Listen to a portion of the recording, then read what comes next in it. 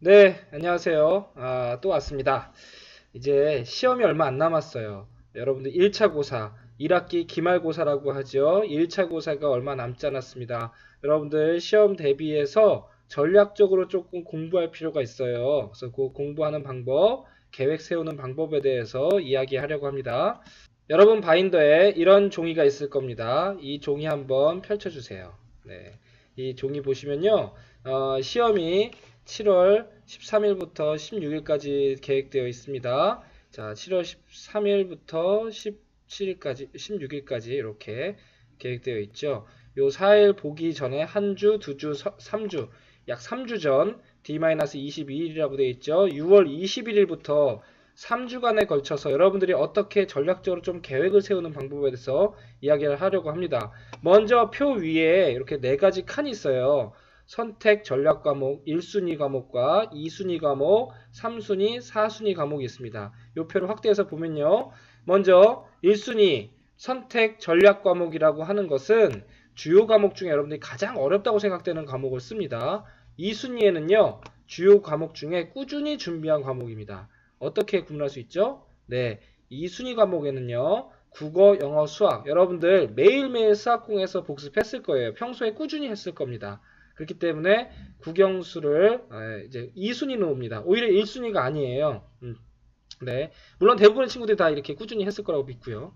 그럼 1순위는 뭐가 되느냐? 주요 과목인데 여러분들 제일 어려운 하는 과목이 뭘까요? 물론 사람마다 다릅니다. 이거는 제 개인적인 의견이에요.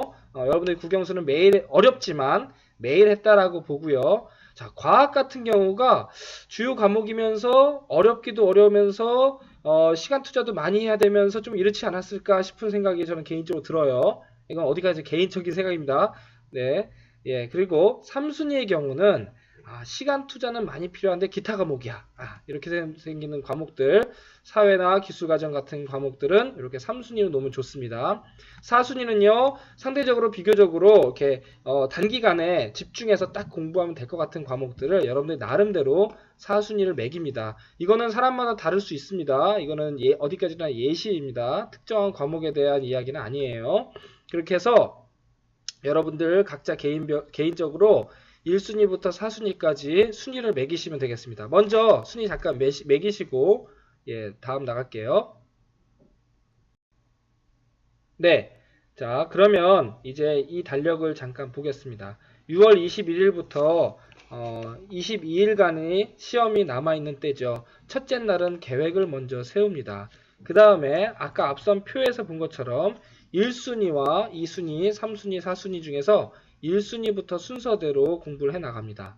자, 계획을 세웠죠. 자, 1순위의 과학을 3일 동안 공부한다? 과학만 하라는 건가요? 아닙니다. 과학을 조금 더 집중적으로 할 수 있는 이 3일을 먼저 잡습니다. 그래서 3일 동안에 한 번 시험 범위 처음부터 끝까지 한번 쭉 훑고 한번 문제를 풀어보고 다시 한번 이해하고 넘어간다는 겁니다. 이런 단계를 한번 거치고요. 두 번째는 국영수 2순위였죠. 2순위였던 국어, 영어, 수학 등의 과목들을 이렇게 하루에 한 과목 정도, 뭐 두 과목 정도씩 해갖고 좀 집중적으로 마스터를 합니다. 이미 매일매일의 공부 상황 속에서 수학공 속에서 여러분들이 어느 정도 해왔기 때문에 2순위의 과목들은 시간 투자를 1순위에 비해서 좀 덜 해도 될 수 있도록 되어 있어야 되는 게 지금 기본입니다.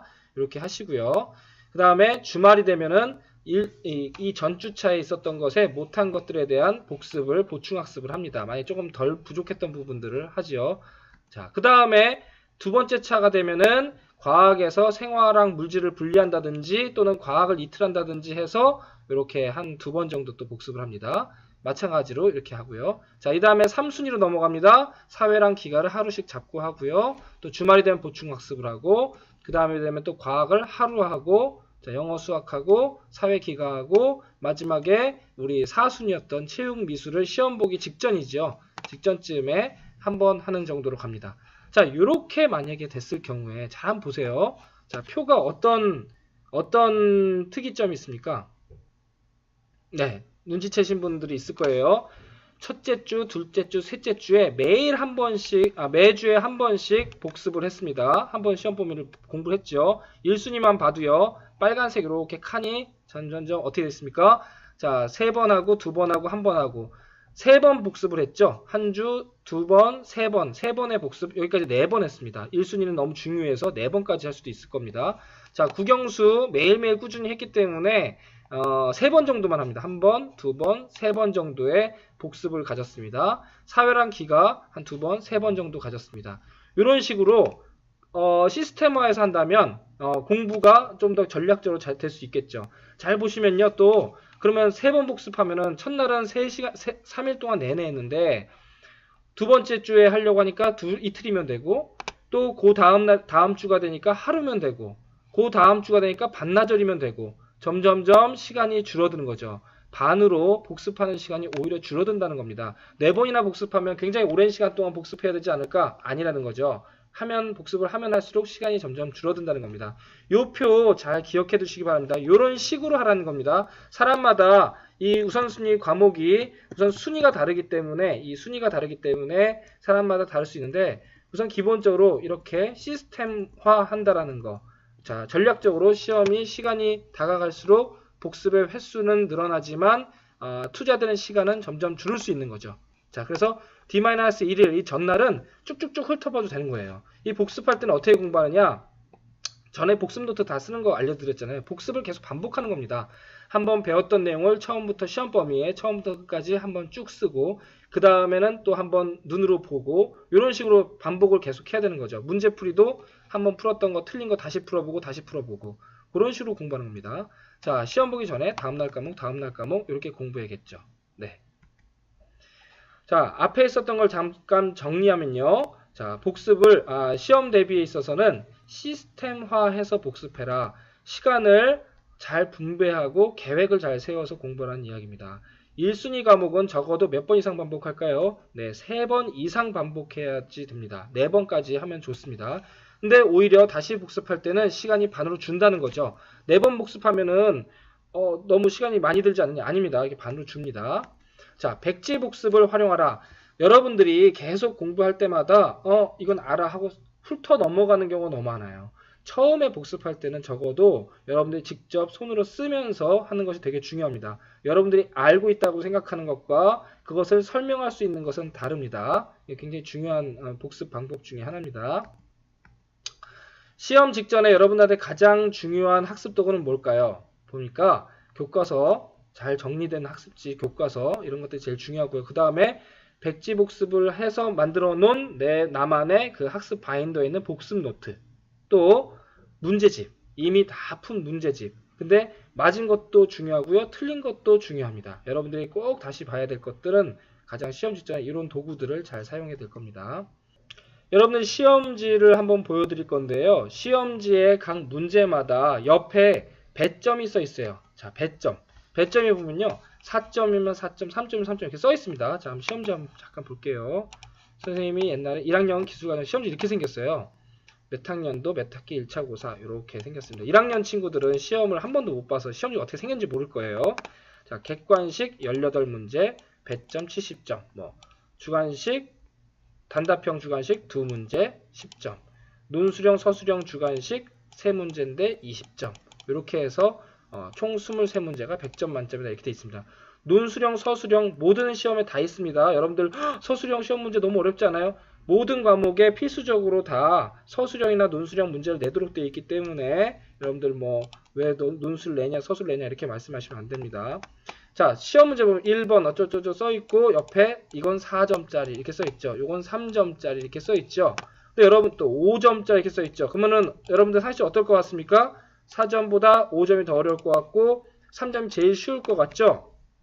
예, 그럴 수도 있어요. 그럴 수도 있는데 자, 여러분들이 자꾸 그런 식으로 생각하다 보면은 4점은 어렵다, 3점은 만만하다 그렇지 않아요. 시험 문제는요. 어느 게 어렵다 이런 배점에 먼저 겁먹지 말고 문제 푸는 데 집중하면 좋겠습니다. 시간 분배도 잘해서 해야 됩니다. 특히 수학 같은 경우는 시간 분배를 잘하지 않으면 시험 보다가 망치는 수가 많이 생깁니다.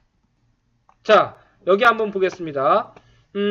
우리나라 고유의 난방장치 온도에 대한 설명으로 옳지 않은 것은 되어 있는데 옳은 것을 모르고 고른 경우도 있죠. 이런 발문을 잘못 읽어서 이런 문제를 잘못 읽어서 되는 경우도 되게 많아요. 뭐 사용되지 않은 것은 뭐 이런 표현들 여러분 되게 중요한 겁니다. 여러분들이 흔히들 그렇게 얘기들을 많이 해요. 아 선생님 제가 실수로 틀렸어요. 실수는 없어요. 독해를 잘 못해서 그런 겁니다. 문제를 읽는 능력이 떨어지는 겁니다. 발문을 정확히 읽고요. 다 알고 있어도 수학 같은 경우 공식을 쓰고 시작하고요. 네, 실수라고 생각하지 마시고 실력이라고 생각하시기 바랍니다.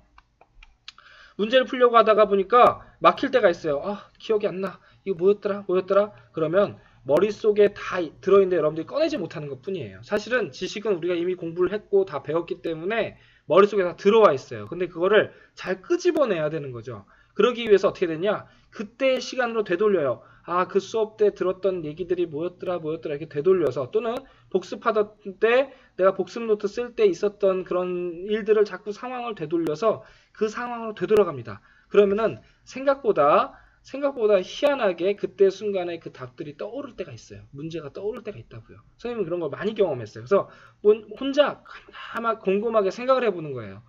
시간을 되돌려서 그 공부하던 때 그 수업을 들었었을 때 선생님 해줬던 이야기, 표정, 날씨 뭐 이런 상황들 이런 것들을 되돌리다 보면은 문제가 답이 보일 때가 선생님 많이 있었거든요. 이런 것 좀 노력해 보면 좋을 것 같습니다.